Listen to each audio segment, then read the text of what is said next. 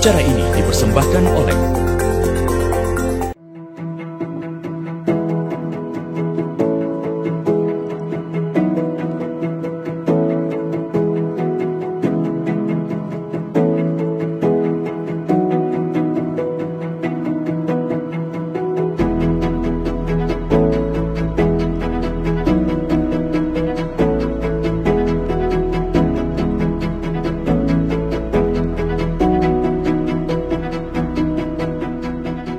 Pondok pesantren bukan sekedar lembaga pendidikan.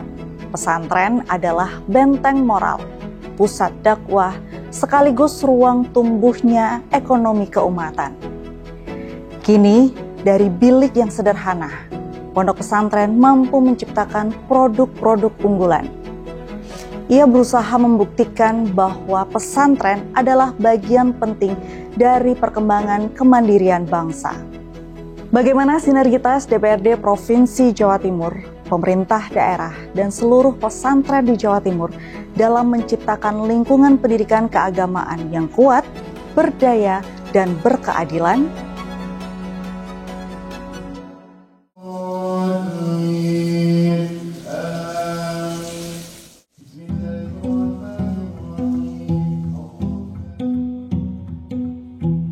Dari gugusan pulau di Indonesia tercipta mozaik peradaban.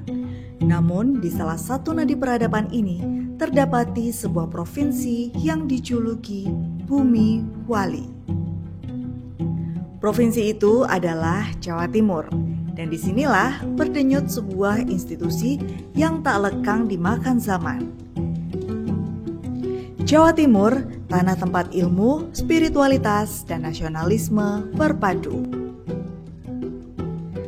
Sejarah mencatat lebih dari separuh pondok pesantren di Indonesia berpusat di Jawa Timur selama berabad-abad, dan pesantren telah menjadi benteng keilmuan, tempat sanad rantai keilmuan dijaga ketat, diwariskan dari para kiai agung.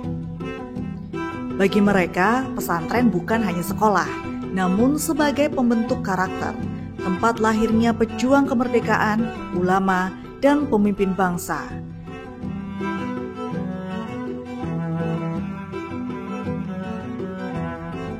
Di bawah naungan atap sederhana inilah, nilai-nilai Ahlus Sunnah wal Jamaah dipatrikan, membentuk karakter Islami dan nasionalis sejati.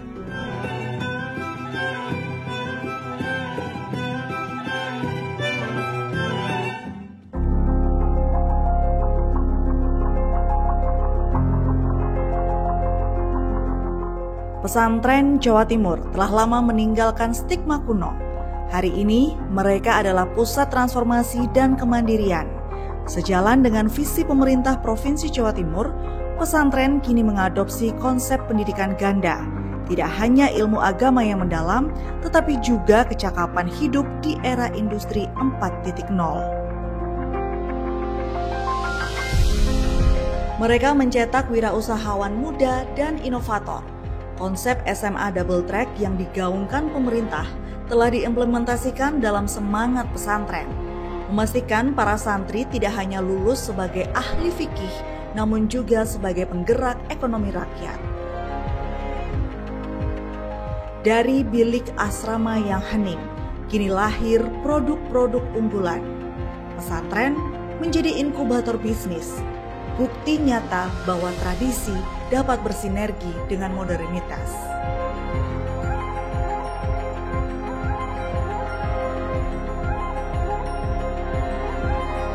Dalam membangun Jawa Timur yang maju dan berakhlak, pesantren adalah mitra strategis utama. Melalui beberapa program untuk pesantren, termasuk kepastian hukum untuk memajukan pondok pesantren melalui Perda Pesantren. Sinergi ini diharapkan meluas ke berbagai sektor. Pesantren menjadi garda terdepan dalam menjaga ukhuwah Islamiyah, mempromosikan moderasi agama, dan menjadi penyeimbang di tengah gempuran informasi dan disinformasi.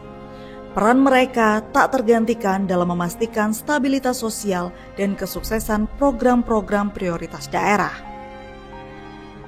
Peraturan Daerah Perda Provinsi Jawa Timur Nomor 3 Tahun 2022 ada untuk memajukan kualitas pondok pesantren di Jawa Timur. Hal ini dikarenakan dibalik niat baik dan keinginan berdaya belumlah kuat tanpa didasari perlindungan melalui perda pesantren.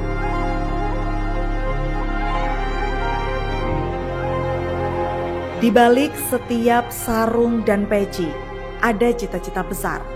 Di setiap lantunan hifzil Quran, ada doa untuk negeri. Inilah Pondok Pesantren Jawa Timur.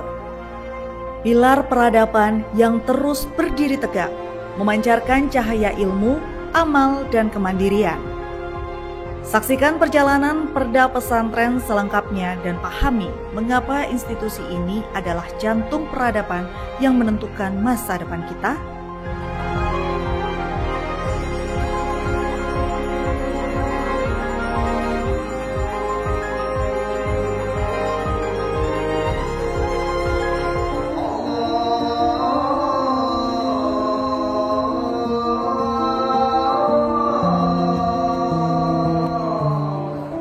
Jawa Timur, rumah bagi ribuan pondok pesantren, benteng peradaban Islam yang telah berdiri berabad-abad. Dari sini lahir ulama, cendekiawan, dan pemimpin bangsa. Namun di balik dinding kokoh tradisi, institusi suci ini kini menghadapi gelombang tantangan modern yang menguji integritas dan kredibilitas pondok pesantren. Disinilah perda pesantren hadir untuk mengurai beragam permasalahan yang muncul di pondok pesantren, bertahap namun pasti. Salah satu tantangan mendasar adalah infrastruktur dan keamanan fisik. Data menunjukkan dengan jumlah santri terbanyak di Indonesia, banyak pesantren yang berjuang dengan fasilitas seadanya. Musibah struktural seperti yang terjadi di beberapa tempat menjadi alarm serius. Kepadatan asrama dan usia bangunan tua memerlukan perhatian ekstra dari semua pihak untuk memastikan keselamatan fisik para santri.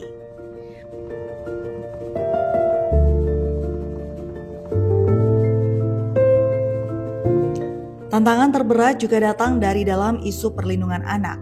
Meskipun pesantren berkomitmen pada akhlakul karimah, kasus-kasus kekerasan, termasuk kekerasan seksual yang dilakukan oleh oknum terdekat telah mencoreng citra institusi.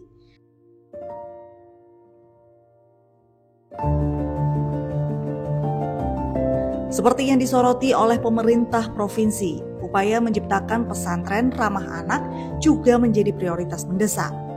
Ini bukan sekedar program, tapi sebuah revolusi budaya yang menuntut peningkatan pengawasan terhadap pengasuh, sosialisasi yang masif, dan mekanisme pengaduan yang aman dan terjamin.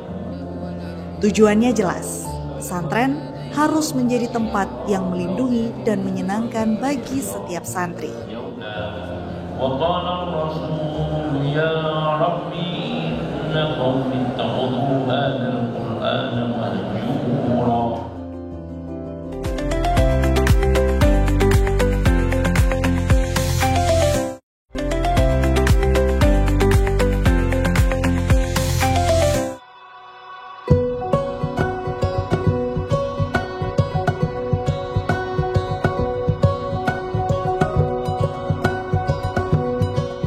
Permasalahan-permasalahan yang muncul adalah refleksi dari pertumbuhan besar dan kompleksitas peran pesantren di Jawa Timur.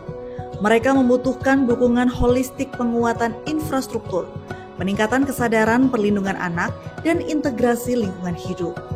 Ini adalah ujian bagi masa depan peradaban. Bagaimana pesantren mempertahankan kesuciannya sambil beradaptasi dengan tuntutan zaman?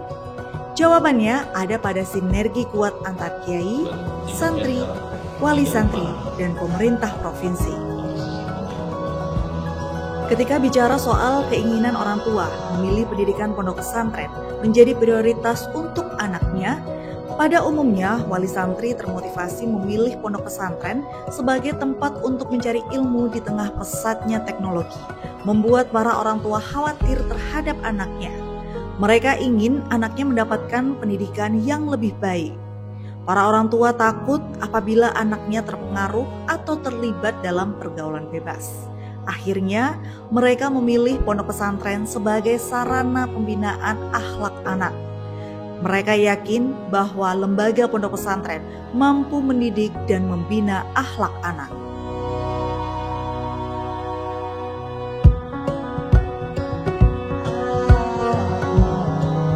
Orang tua ingin anaknya mendapatkan ilmu yang bermanfaat dan berakhlak mulia. Akan tetapi, terdapat faktor peluang dan penghambat dalam proses pembinaan akhlak. Hal ini dikarenakan seiring bertambahnya waktu, usia anak akan bertambah dan membutuhkan proses pendidikan yang lebih lanjut. Orang tua akan selalu bersemangat memilih pendidikan terbaik untuk anaknya, baik pendidikan formal maupun non-formal. Karena perlu diingat, tidak hanya pendidikan umum saja yang harus ditekankan pada anak, melainkan pendidikan agama juga harus ditanamkan pada diri seorang anak.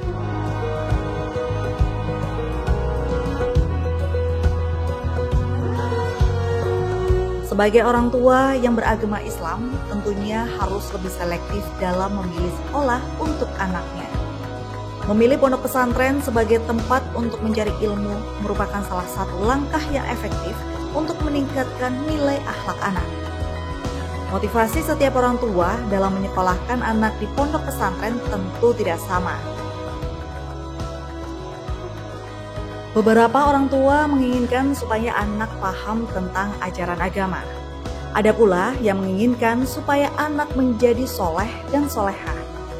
Ada juga yang menginginkan anaknya menjadi penghafal Al-Quran. Dan juga karena di pondok pesantren mempunyai kegiatan yang positif setiap harinya dan selalu dibimbing dan diarahkan. Yang menjadi motivasi saya menyekolahkan atau memondokkan anak di pondok pesantren itu agar anak saya itu bisa memahami tentang agama lebih dari orang tuanya. Karena mengingat bahwa zaman yang sudah perkembangannya begitu sangat pesat tentang IT, tentang apa, saya tidak menginginkan anak saya menjadi follower. Karena pendidikan di pondok pesantren itu lebih mengutamakan adab, karakter atas anak tersebut. Anak saya sudah alumni sehingga saya sekarang bisa merasakan betul kalau saya harus melepas dia untuk keluar kayak di kampusnya, kayak di mana, saya lebih legowo karena saya percaya bahwa dia mempunyai karakter, bahwa dia sudah ada dasar-dasar agamanya, bahwa dia sudah terdidik dengan baik secara adab. Kebetulan anak kedua saya itu tidak mondok karena dia punya kegiatan lain di bidang atletik gitu ya, di bidang olahraga. Dia tidak mau mondok dan saya juga tidak memaksa untuk itu, tapi secara agama tetap untuk ngajinya saya tetap. Hasilnya yang saya bedakan adalah adab. Anak saya yang mondok untuk melakukan hal apapun itu berbeda dengan anak saya yang nggak mondok. Saya nggak bicara ke yang lain ya. Mungkin kalau yang lain mungkin ada bisa lebih baik karena bisa mendapatkan pendidikan di sekolah yang mungkin karakternya juga ada, sekolah umum yang karakternya juga lebih bagus juga gitu loh. Tapi secara mental, saya lebih mempercayakan anak saya di Ponpes. Secara mental, secara karakter, tidak menjadikan dirinya sebagai follower. Itu yang sangat terasa. Yang sangat terasa dia selalu tampil sebagai pioner. Baik itu dengan teman-temannya, baik dia tidak mudah untuk dipengaruhi cara berpikirnya, itu ada di pondok. Cuman disitulah peran wali santri itu untuk juga tidak melepas begitu aja. Wali santri harus juga ada peran aktif. Nah, paling tidak pada saat ada waktu-waktu untuk kunjungan, waktu-waktu untuk kunjungan, itu tidak melulu mereka secara kayak melampiaskan kerinduannya terhadap si anak, tapi ada interaksi juga ke pengurus, mengetahui apa sih program-programnya di pondok pesantren itu, sehingga kita sebagai wali santri itu sangat merasa aman dan nyaman karena kenal. Tapi begitu nggak kenal, ya mungkin perasaan itu masih ada aja, karena cerita-cerita tentang kemiringan ponpes juga nggak sedikit gitu ya.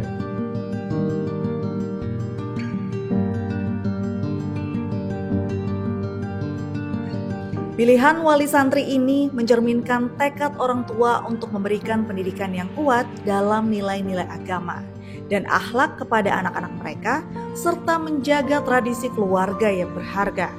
Pondok pesantren terbukti menjadi sarana yang efektif untuk mencapai tujuan yang agamis dalam masyarakat.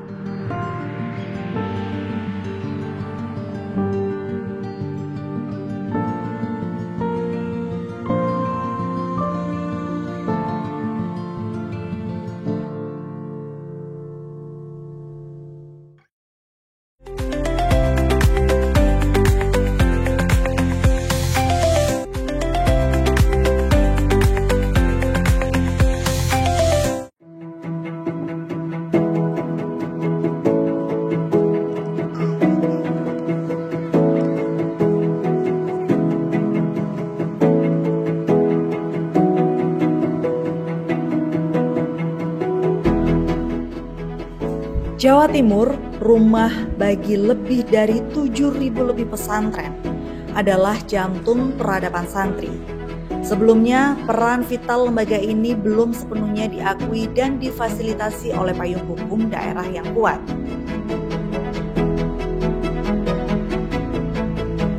Ide perda pesantren yang kini dapat dirasakan manfaat positifnya bermula dari kesadaran akan urgensi Undang-Undang Nomor 18 Tahun 2019 tentang pesantren di tingkat pusat.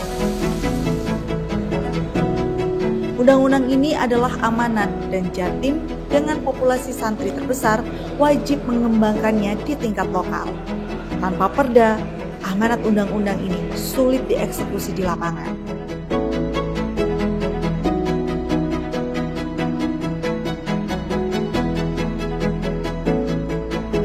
Ya, pesantren itu memang secara sudah mentradisi ya, dari zaman dahulu kala sampai sekarang, bahkan menjadi pelopor pendidikan di dalam hal pembinaan akhlak, internalisasi karakter-karakter yang itu dibutuhkan bagi setiap individu kita. Jadi pesantren itu memang tidak bisa dilepas dari sebuah histori menjadi lembaga yang membentuk karakter insan. Itu peran pesantren yang paling fokus itu di situ.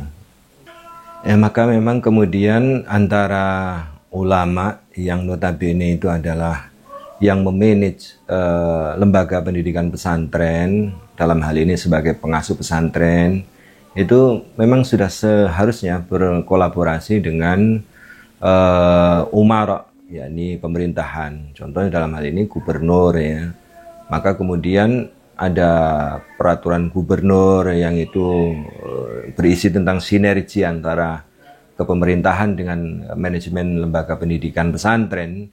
Itu sekiranya diimplementasikan secara baik sehingga kemanfaatannya memang bisa terasa. Dan ya memang ada kemanfaatan itu, tapi hendaknya memang harus dimaksimalkan lagi ya. Jadi di konsep sedemikian rupa yang bagus memanagenya sehingga terasa dan menyeluruh. Ya begini, jadi supaya perda ini atau peraturan gubernur ini bisa terrealisasi dan punya tingkat efisiensi dan efektivitas yang tinggi, hendaknya pemerintah berkolaborasi dengan lembaga yang terkait, yakni para pesantren ya yang memanage pesantren itu, sehingga di situ ada juga mekanisme sistem kontrol dan evaluasi yang tidak hanya oleh pihak pemerintah saja, tapi melibatkan kepada objek-objek penerima manfaat dari peraturan itu. Bahwa pesantren itu di tradisi bangsa kita sebuah lembaga pendidikan yang harus ada sebagai bentuk ciri khas bangsa kita yang sifatnya itu bangsa yang religius, ya. Bahwa Pancasila juga menjadi landasan bangsa kita itu punya penekanan terhadap nilai-nilai agama di sila ke-1 ketuhanan yang Maha Esa itu. Maka dari sisi pembinaan karakter bangsa yang berketuhanan yang Maha Esa, yang paling efektif itu ya di pesantren itu. Bahwa kemudian di sana kita diajarkan adab, diajarkan tentang akidah, diajarkan tentang syariah, dan bagaimana menjalankannya. Itu betul-betul sebagai sebuah konsekuensi yang dijalankan untuk bisa sesuai dengan Pancasila, begitu. Jadi ya manfaat banget. Jadi jangan pernah berpikir bahwa lembaga pendidikan pesantren itu sesuatu yang istilahnya ketinggalan zaman sekarang. Itu hanya permasalahan bagaimana memanagenya saja.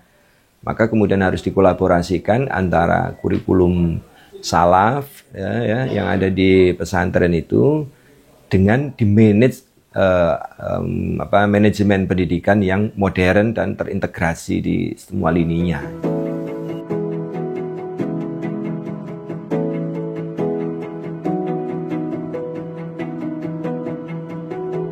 Perda pesantren pemerintah Provinsi Jawa Timur yang telah berjalan ini memberi payung hukum resmi bagi ribuan pesantren.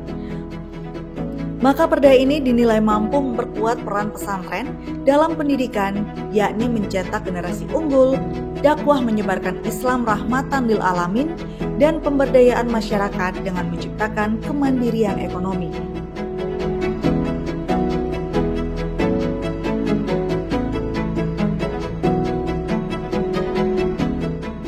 Perjalanan terbentuknya Peraturan Daerah atau Perda Provinsi Jawa Timur Nomor 3 Tahun 2022 tentang fasilitasi pengembangan pesantren ini hadir dengan melibatkan diskusi intensif antara DPRD, tim eksekutif Pemprov Jatim, dan tentu saja para perwakilan pondok pesantren. Masukan datang dari berbagai pihak, memastikan perda ini benar-benar menjawab kebutuhan real para santri dan kiai. Sehingga manfaat perda ini dapat dirasakan bersama dengan peningkatan kualitas pendidikan, juga pada dukungan dana dan pengembangan ekonomi pesantren melalui One Santren One Product atau OPOP.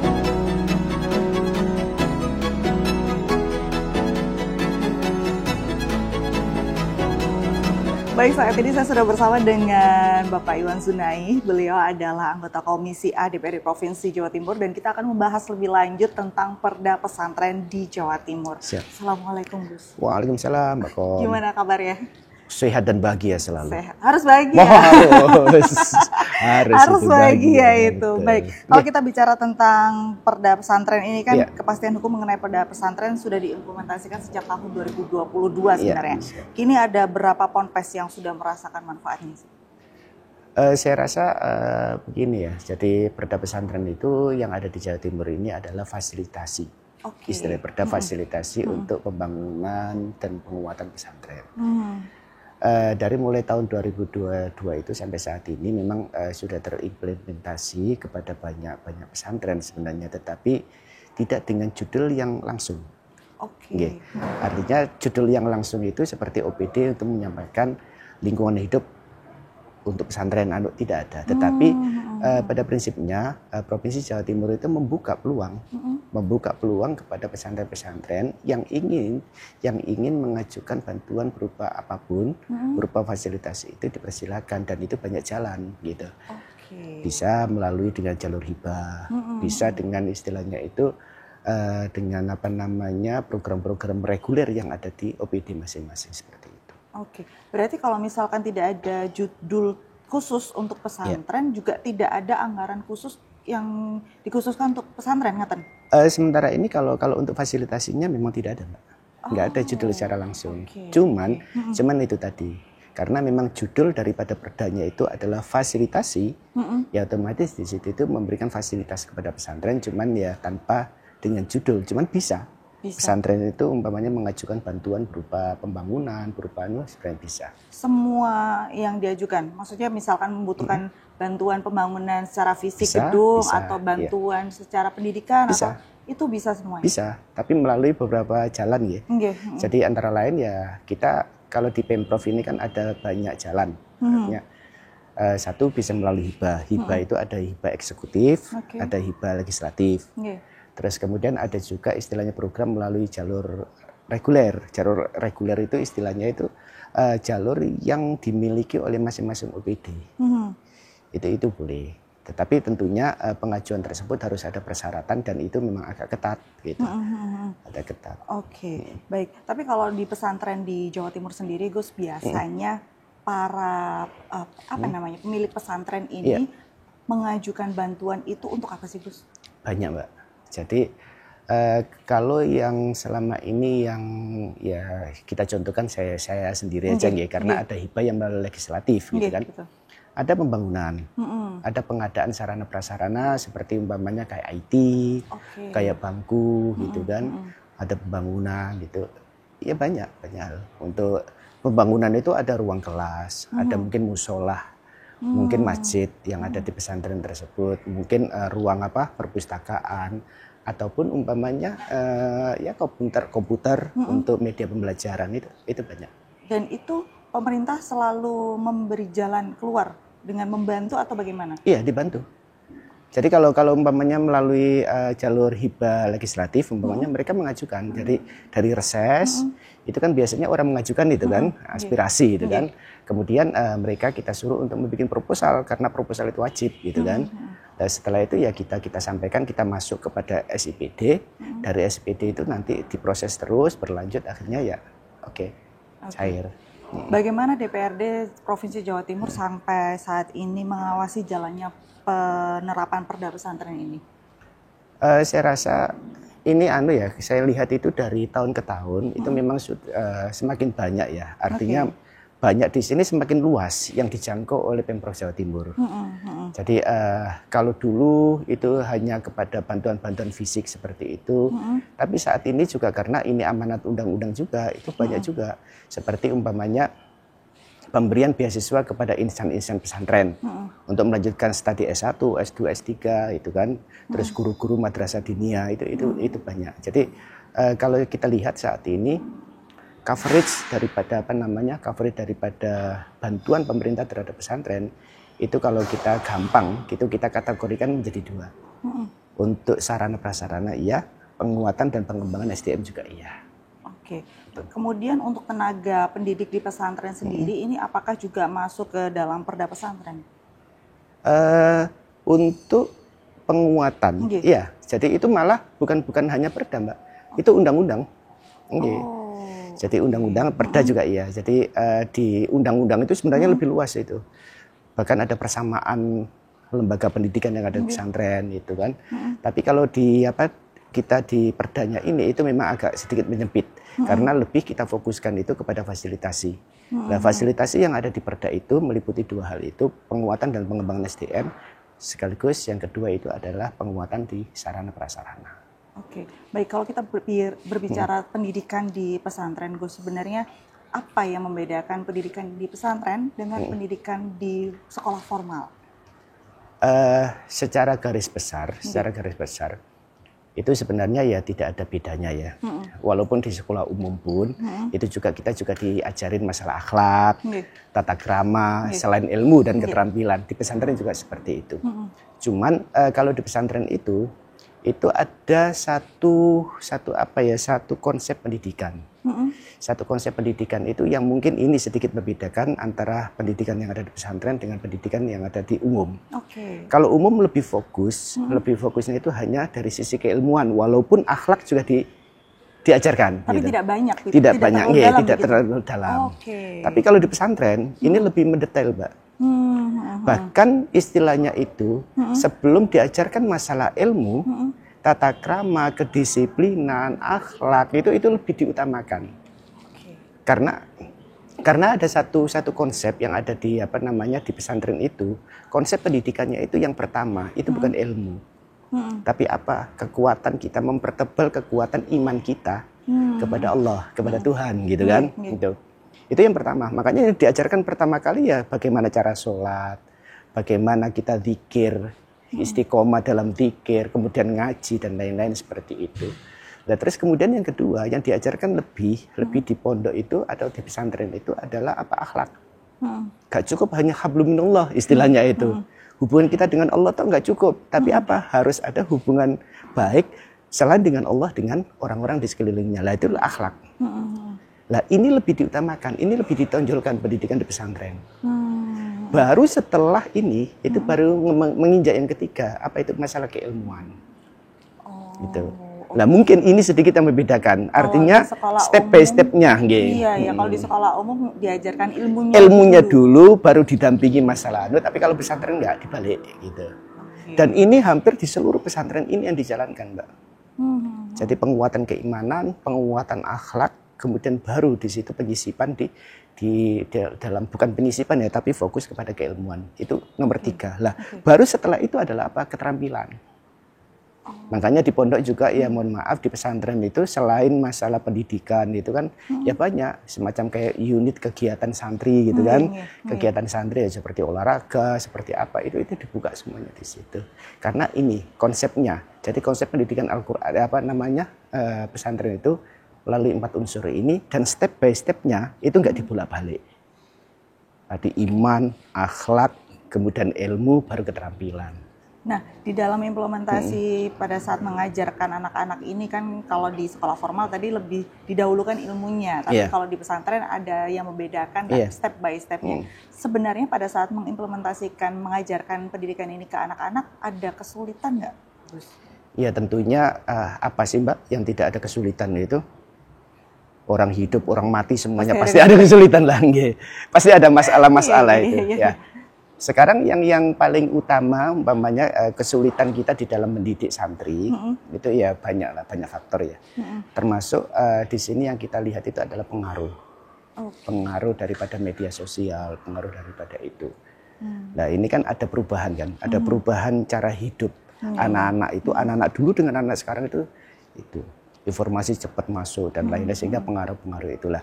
Di dalam pesantren makanya itu sering kita lakukan itu filterisasi, artinya tidak semuanya informasi itu boleh masuk. Artinya HP ini jangan sampai istilahnya itu free untuk dibawa anak-anak kemana-mana, karena untuk membatasi apa? Membatasi daripada informasi yang seharusnya tidak mereka terima. Tapi jangan sampai santri itu juga ketinggalan masalah teknologi, sehingga di pesantren juga ada semacam kayak fasilitas sarana untuk belajar teknologi dan lain-lain itu juga ada. Itu yang pertama. Yang kedua, SDM dari gurunya. SDM dari gurunya saat ini itu rata-rata pesantren itu juga memberikan edukasi terhadap guru supaya diberikan memberikan pengajaran kepada siswanya. Apa itu terkait masalah teknologi. Jangan sampai guru yang ada di pesantren itu gaptek gitu. Karena apa? Karena kalau gaptek ya otomatis nanti ketinggalan zaman kan. Sama nggak sih? Gue sama sekolah formal kalau masalah gurunya. Saya sama aja kalau kayak ini. Itu. Cuman yang lebih lagi dari sisi pendampingan ini juga di pesantren itu karena biasanya di pesantren itu kan satu pesantren kan banyak ya, ada ratusan, ada ribuan. Kadang-kadang memang ya kita sering kecolongan di dalam pendampingan itu. Ya kita itu seketat apapun kita atur, kita tata, ya namanya orang banyak mesti aja lah. Itu diantaranya. Di antara kesulitan kita di dalam mendidik di pesantren itu. Iya. Baiklah kalau gitu. Terima kasih Gus waktunya. Semoga ini kedepannya pesantren bisa berjalan semakin lebih baik lagi ya Gus. Amin. Pesantren-pesantren di Jawa Timur juga semakin banyak yang maju katanya. Siap, dan kami juga berharap lah kepada Pemprov nanti ya, karena kita sudah punya perda ini. Ayo kita bikin itu fasilitasi ini judul yang konkret. pada seluruh OPD. Jadi biar OPD manapun, ayo kita bikin judul yang konkret, ini loh program untuk pesantren gitu. Karena apa? Karena memang ya di Jawa Timur ini pesantren jumlahnya cukup besar sekali, santrinya cukup banyak, dan ya nggak bisa kita pungkiri kiprah daripada pesantren dalam rangka membangun daerah, membangun bangsa ini juga sudah nyata. Makanya kami berharap Pemprov Jawa Timur, ayo istilahnya bikin judul yang konkret, yang jelas, yang besar terkait masalah fasilitasi pesantren ini. Biar pesantren ke depan biar lebih baik. Baik, gitu, terima kasih atas sama-sama Mbak Kom, matur suwun loh, pangapunten. Semoga kedepannya pemerintah Provinsi Jawa Timur itu bisa mengimplementasikan perda pesantren ini lebih baik lagi, karena kita tidak bisa menutup mata bahwa pesantren di Jawa Timur itu sangat banyak dan sangat membantu pertumbuhan ekonomi atau apapun itu di Jawa Timur.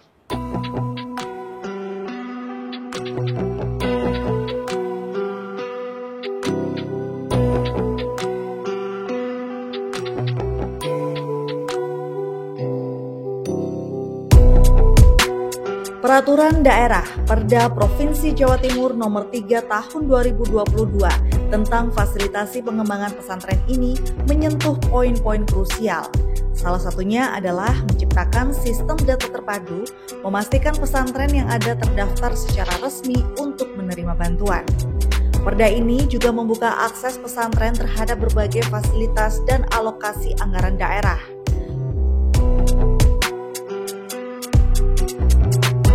Perda pesantren adalah bentuk pengakuan nyata negara terhadap kemajuan pesantren. Melalui perjalanan yang cermat, Perda Provinsi Jawa Timur Nomor 3 Tahun 2022, pengesahan ini menjadi penanda bersejarah, memberikan payung hukum permanen bagi ribuan lembaga pendidikan Islam tertua di Indonesia.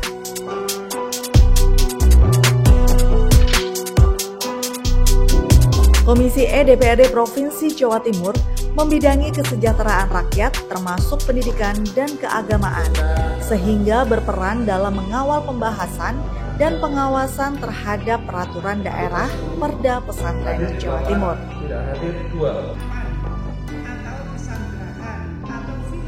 Ada 5 orientasi terbentuknya Perda Fasilitasi Pengembangan Pondok Pesantren. Kelima aspek tersebut diantaranya penguatan ekonomi, kesehatan, pemberdayaan perempuan dan anak, pelestarian lingkungan, dan pengurangan resiko bencana.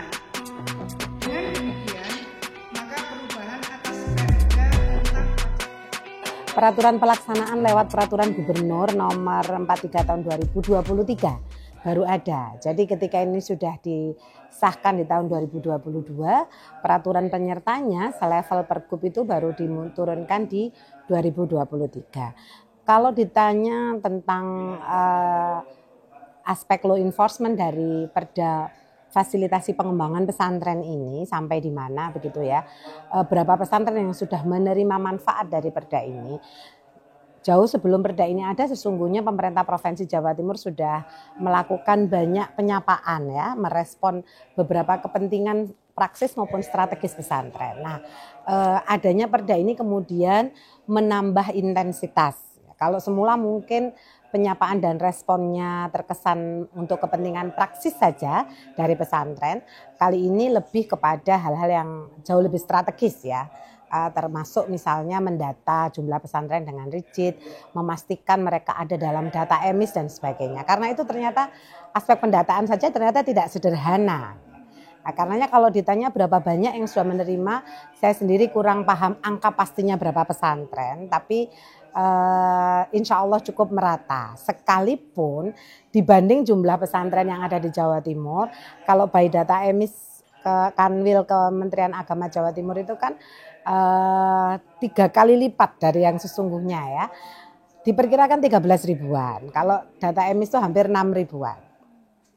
Mengapa nggak semuanya masuk ke data emis Kementerian Pendidikan, Kementerian Agama? Karena ada beberapa variabel pendataan dalam emis itu yang tidak mampu dipenuhi oleh pesantren. Misalnya nih, memastikan lahan di mana pesantren itu dibangun sudah diwakafkan ke yayasan. Itu ya, banyak yang terkendala itu juga hingga kemudian tidak berhasil masuk data emis. Nah, dalam konteks ini Perda Fasilitasi Pengembangan Pesantren yang dimiliki oleh pemerintah Provinsi Jawa Timur mengabaikan soal sudah masuk EMIS atau tidak gitu ya. Selama pesantren itu sudah berdiri sejak lama dan memiliki melakukan upaya layanan terhadap masyarakat, itu pasti juga bisa kita respon dengan berbagai program yang ada di pemerintah Provinsi Jawa Timur. Pertama, lembaga khusus yang menangani pendataan ini memang belum berjalan dengan lancar ya.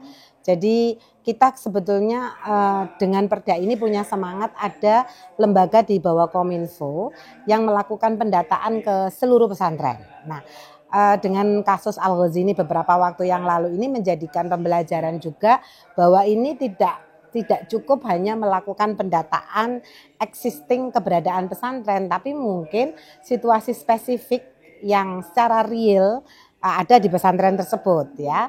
Tidak hanya jumlah santri tapi mungkin bisa diperluas dengan ketangguhan bangunan pesantren tersebut terhadap bencana misalnya.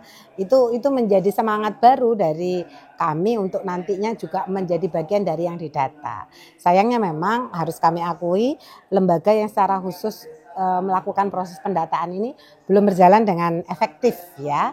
Nah, ke depan kita ingin lembaga ini juga melakukan proses ini dulu, didahului dengan workshop kecil dulu yang melibatkan seluruh pihak, melibatkan key person dan stakeholder kunci yang ada di pesantren dan lingkungan sekitar pesantren ya, lingkungan yang berpengaruh terhadap pesantren misalnya ya Kementerian Agama ya, mungkin juga MUI, mungkin juga PWNU dengan RMI-nya dan sebagainya, itu kita libatkan untuk dimintai pendapat apa-apa saja yang mungkin patut dimasukkan dalam proses pendataan yang dimaksudkan. Nah, tentu akan menjadi pertanyaan besar dari pesantren yang nanti didata. Setelah didata what's next gitu ya. Sebetulnya apa gitu. Didata saja atau ada respon lain yang akan diberikan gitu. Tentu kita berharap dengan keterbatasan fiskal yang ada, pesantren tetap mendapatkan respon efektif dari pemerintah provinsi. Kami mengambil langkah begini, mengkhususkan program untuk pesantren itu tidak serta-merta mampu dilaksanakan dengan keterbatasan fiskal yang ada ya. Karenanya di samping mungkin yang spesifik kayak misalnya beasiswa untuk ustadz, ustadzah dan sebagainya yang itu menjadi program unggulan gubernur, kita juga ada program di mana program yang sudah ada subjek penerimanya atau lokasi titik pelaksanaannya itu dilakukan di pesantren. Terkait sanitasi dan air bersih, terkait SPAB ya, Satuan Pendidikan Aman Bencana. Ini pelatihan keren ini yang melatih stakeholder pesantren untuk lebih aware terhadap ketangguhan bencana di lokasi mereka masing-masing. Dan berbagai program lain yang nyantol ke banyak OPD. Jadi intinya tidak harus program khusus sebetulnya. Program apapun yang dimiliki oleh pemerintah Provinsi Jawa Timur yang sasarannya itu bisa diberikan kepada pesantren dan santri itu bisa dilaksanakan. Harus diakui undang-undang pesantren saat ini belum mampu dirasakan perubahannya.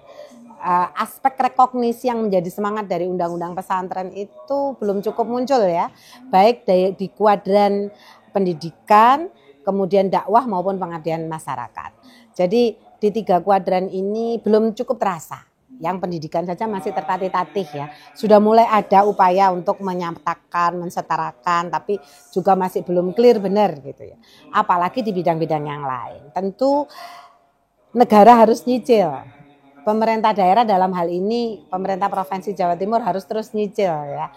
Respon-respon strategis apa yang dibutuhkan pesantren. Yang paling harus dilakukan menurut kami di komisi adalah mendengar langsung. Datangi pesantren, dengarkan mereka. Apa sesungguhnya yang mereka butuhkan begitu. Tidak semua pesantren itu butuh pembangunan fisik. Ada banyak pesantren yang berdiri kokoh ya. Karena pengasuhnya cukup memiliki kekuatan finansial untuk membangun pesantrennya dengan kokoh. Ada juga kebutuhan-kebutuhan lain yang harus dijawab gitu. Dan negara atau pemerintah daerah dalam hal ini mesti hadir sesuai dengan kebutuhan real yang dimiliki oleh setiap pesantren. Itu menurut saya. Tanyakan dulu ke mereka. kebutuhannya apa, lalu kita bisa desainkan program yang berkesesuaian atau menyertakan di program-program yang selama ini sudah ada. Menurut saya itu.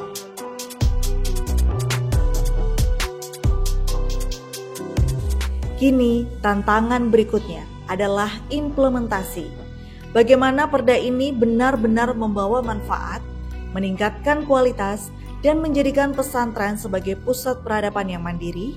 Perda Pesantren Jawa Timur adalah warisan hukum yang diharapkan membawa Jatim berkah.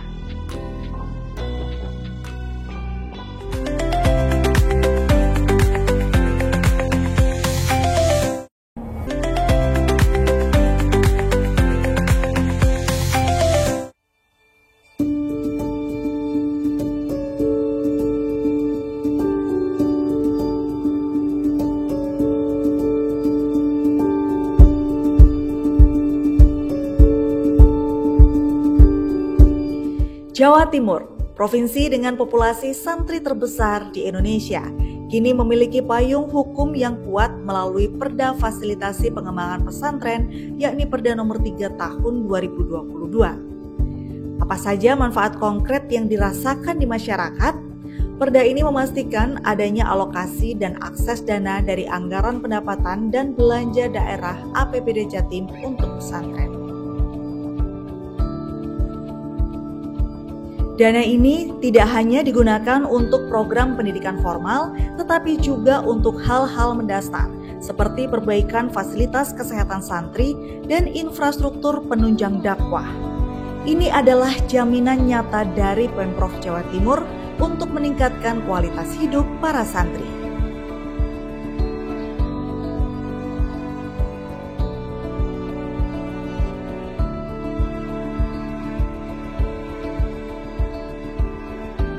Salah satu terobosan perda ini adalah di sektor ekonomi melalui program One Pesantren, One Product. Perda ini mendorong pesantren menjadi inkubator bisnis, menciptakan kemandirian finansial, dan memberdayakan masyarakat sekitar.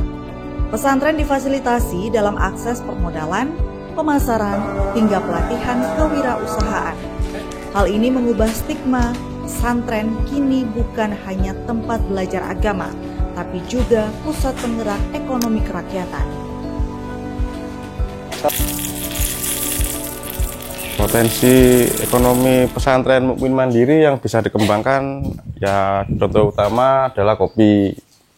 Kiai ini kopi Kiai, kopi Songo, dan ada lagi produk dari mukmin mandiri yaitu air. Nah, air itu air Kiai dan air Debreo. Tapi utama dari potensi ekonomi yang paling menonjol produksi kopi. Tantangan utama mungkin lebih ke kita harus mencarakan dengan pesaing-pesaing produk kopi yang lain seperti pabrik-pabrik besar. Karena ini kan masih di pesantren lah, masih di skala kecil. Dan insya Allah kopi ini bisa skala besar, menyaingi pabrik-pabrik yang lebih besar. Kalau menyeimbangkan kinerja santri-santri, kita kalau pagi kita produksi kopi, sore baru kita fokus ke agamanya, belajar para santri. Jadi waktu kita tidak bertabrakan. Kalau setahu saya sih, kalau produk dari pesantren yang tembus internasional ya mungkin cuma Mukmin Mandiri ini, karena produksi kita tembus ke Australia. Kalau dukungan untuk saat ini sih mungkin ya karena pesantren sama santri-santrinya aja yang lebih ke fokus ke ini. Kalau dukungan lainnya mungkin ada dari Abah Yainya sendiri untuk mensupport anak-anak biar lebih maju lagi usaha pesantren ini. Tentu fungsi dakwah pesantren juga dikuatkan. Perda ini memastikan peran ulama dan pesantren dalam menyebarkan pemahaman keagamaan dan cinta tanah air. Pesantren didukung sebagai benteng penjaga kerukunan dan nilai-nilai Pancasila. Hal ini memperkuat peran historis pesantren sebagai perekat bangsa. Kini, tinggal bagaimana Perda Pesantren dapat berjalan dengan baik dan mengawal bersama-sama untuk memajukan kualitas pendidikan di Jawa Timur. Perda Pesantren Jawa Timur adalah lompatan besar. menjadi salah satu bukti keterlibatan wakil rakyat dan pemerintah secara nyata dari pemikiran yang dituangkan di atas kertas menjadi fasilitas. Melalui peran seluruh kalangan masyarakat dan ikut mengawasi implementasi perda diharapkan optimal, menjadikan pesantren sebagai lumbung ilmu, moral, dan ekonomi.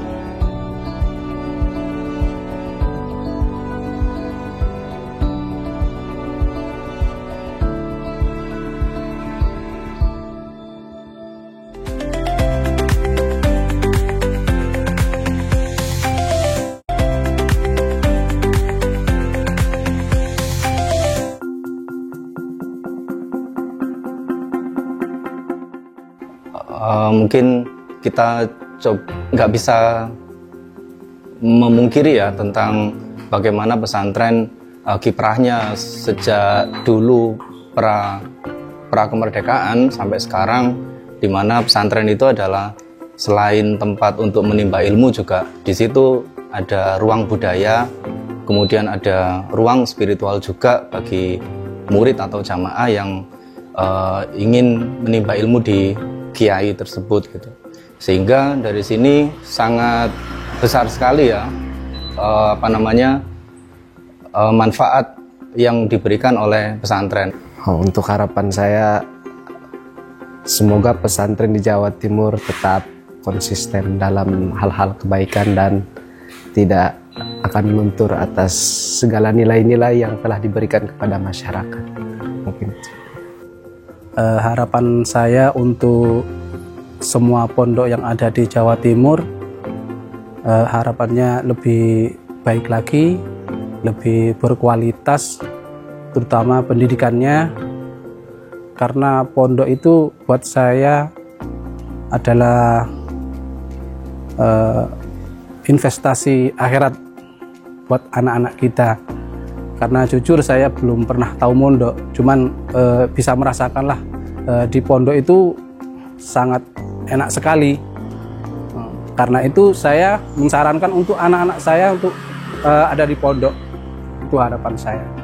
Ya, keinginan secara kurikulumnya ya, secara kurikulumnya juga nanti supaya begitu dia keluar dari pesantren itu dengan mudah untuk mengikuti perkembangan pendidikan, perkembangan untuk naik, misalkan kalau harus sampai ke taraf universitas gitu ya, itu tidak menjadi sesuatu yang aneh gitu ya. Udah. Tapi kebanyakan kemarin kayak di pondok pesantrennya anak saya itu juga sudah berkolaborasi dengan universitas-universitas yang, nah itu udah bagus ya. Udah banyak pondok pesantren yang begitu, itu bagus. Mungkin juga tentang kebersihan, ini yang klasik, tentang kebersihan suatu ponpes ya. Harapan saya untuk anak itu, insya Allah sekarang sudah terasa bahwa ada barokah. Satu mas, yang saya titip ya, memondokkan anak itu yang ada kiainya, karena di situ ada keberkahan. Doa orang tua agar anak menjadi anak yang qurrata ayun, itu betul-betul insya Allah bisa terjadi apabila di pondok pesantren itu ada kiai.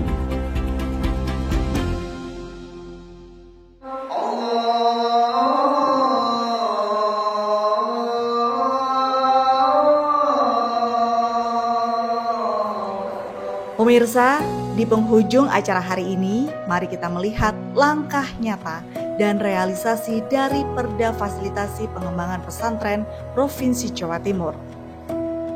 Dari data Kanwil Kementerian Agama Jawa Timur dan Kominfo Jawa Timur menunjukkan besarnya potensi pesantren yang dilindungi berkat perda ini. Diperkirakan ada lebih dari 6.600 pesantren formal yang terdaftar, melibatkan sekitar 1,7 juta santri. Perda ini adalah payung hukum untuk mereka semua. Dampak positifnya ada pada kepastian hukum dan data, sehingga kini Pemprov Jatim menyiapkan sistem informasi pesantren daerah SIPD, menjamin semua pesantren, bahkan yang baru tumbuh, mendapatkan dukungan yang sama kepada pesantren yang terdaftar.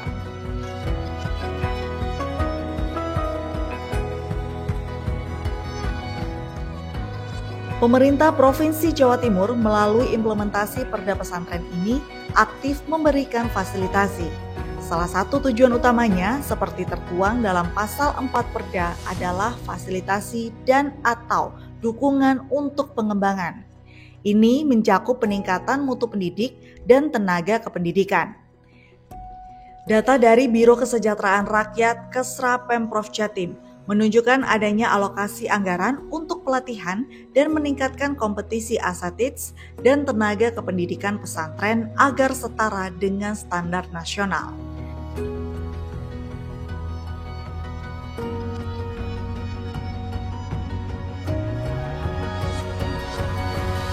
Digitalisasi pesantren.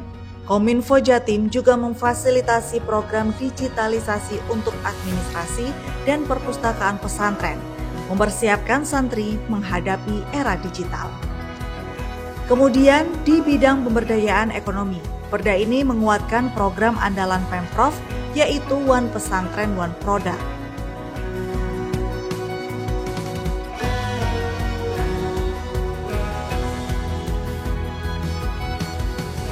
Penguatan infrastruktur, peningkatan kesadaran perlindungan anak, dan integrasi lingkungan hidup.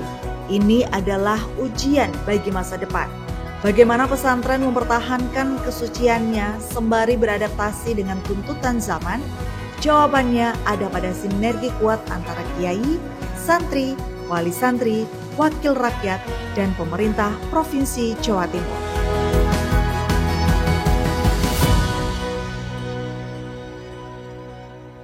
Acara ini dipersembahkan oleh